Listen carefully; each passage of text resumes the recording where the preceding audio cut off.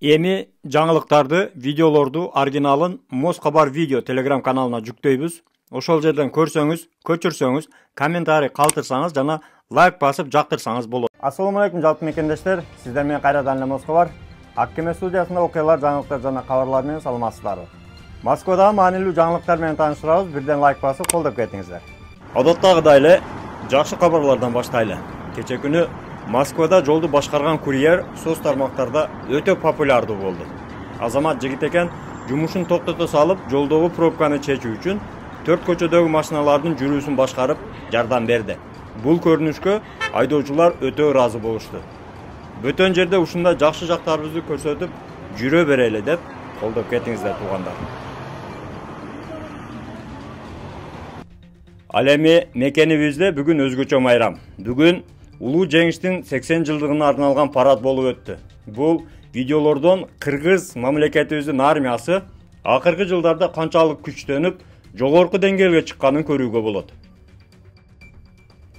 Ала Тоо аянтында Улуу Ватан мекендик согуштагы жеңиштин 80 жылдыгына арналган аскердик парадта 3000ге жакын аскер кызматкерлери жана 120дан ашык аскердик техника, анын ичинде Си-300 жана Си-125 Печора комплекстери катышууда.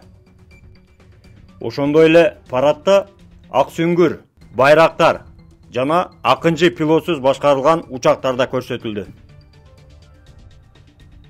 Борбордук аянтта Улуу Ватан мекендик согуш маалындагы аскердик техника, анын ичинде легендарлуу Т-34 танкы дагы көрсөтүлдү. Ала Тоо аянтынын үстүнөн Кыргызстандын куралдуу күчтөрүнүн тик учактары менен Канттагы Россиялык авиабазанын истребительдери дагы учуп өттү.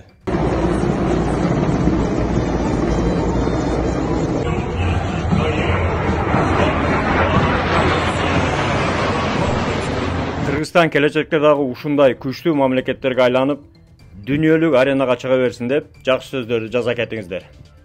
Жана ак сүңгүр учкучсуз учуучу аппараттары бар. Учурда алар мамлекеттик чек араны абадан кайтаруу. Ал эми Москвада аба коркунучуна байланыштуу бардык аэропорттордо көптөгөн рейстер токтоп жана кечигүүдө. Ошондой эле эртең 9 май күнү бардык операторлор байланышты убактылуу токтотот, интернет иштебейт, связь иштебейт деген дагы маалымат бар. Ошондуктан аэропорттон уча турган биздин мекендештер сөзсүз ошолорду эске алып, аэропорттогу адамдын көптүгүн дагы эске алып, алдын ала даярданып барыңыздар. Маалыматты бардык группаларга таркатып коюңуздар.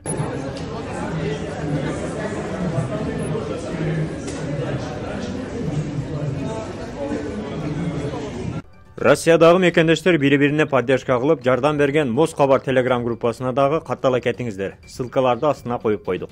Бүгүнкү кабарлар сиздерге пайда алып келди деген ойдобуз. Бирден лайк басып, группалар менен таркатып, биздин каналга колдоп, катталып кетиңиздер. Канча да бөтөн жерде өзүңүздөргө сак документтерге так болуңуздар. Таза регистрация боюнча 8936 111 79 11 номерине кайрылсаңыздар, жигиттер жардам берет. Тапканыңыздарга береке, үй бүлөңүздөргө тынчылык, ар бирибиз ата мекенибизге эсен аман жетели. Жакшылыкта көрүшкөнчө аман жүрүңүздөр. Москвада мекендештер, документ жок кыйналсаңыздар, регистрация бүтүп калса же өтүп кетсе же жоготуп алсаңыз, миграционканы жаңылатыш керек болсо, чек арага коркпой чыгып келейин десеңиз, баягы эле Москвадагы хит болгон Мухиддин ажы кызматта. Өзү до конца айдайт, ашыкча акча албайт, документке жардам берип турлайт, даже кыйналган мекендештерди бекер ташыйт. Мухиддинге Москабардан деп чалсаңыз, по-братски жылуу жумшак барып келесиз.